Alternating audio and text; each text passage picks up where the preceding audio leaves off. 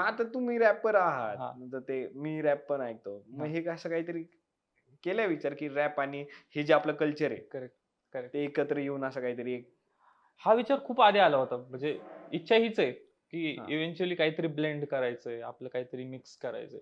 हां, सो पण त्याच्यात बी काही कॉन्फ्लिक्ट्स आहेत, की तुम्ही मला असं माझं पर्टिक्युलरली ओपिनियन असं आहे, की म्हणजे भक्तीच्या गोष्टी म्हणजे हां, हां, ठीक आहे तुम्ही म्युजिशियली तबला किंवा पेटी किंवा काहीतरी ॲज अ म्युझिक बीटमध्ये किंवा सॅम्पल म्हणून यूज केलं. बट तुम्ही जर ह्या गोष्टी अशा लिरिकली समजा देवाचं नाव घेतायत आणि ॲट द सेम टाईम असं नाही म्हणत, की त्या गाण्यात शिव्या आहेत. बट समजा मी शिव्या देतोय दुसऱ्या गाण्यात, तर मला असं वाटतं की मी थोडं कंट्रोलमध्ये घ्यावं किंवा मी म्हणू नये. जर मी करतोय, तर मला असं वाटतं मी करेलच. मला आवडतंय ते खूप. इव्हेंच्युअली हेच आवडतं आणि मला. भारी म्हणतोस तू म्हणजे ते हां. ऐकत राहावंसं वाटतंय कारण की ते हं. कनेक्ट होतं डायरेक्ट इथं.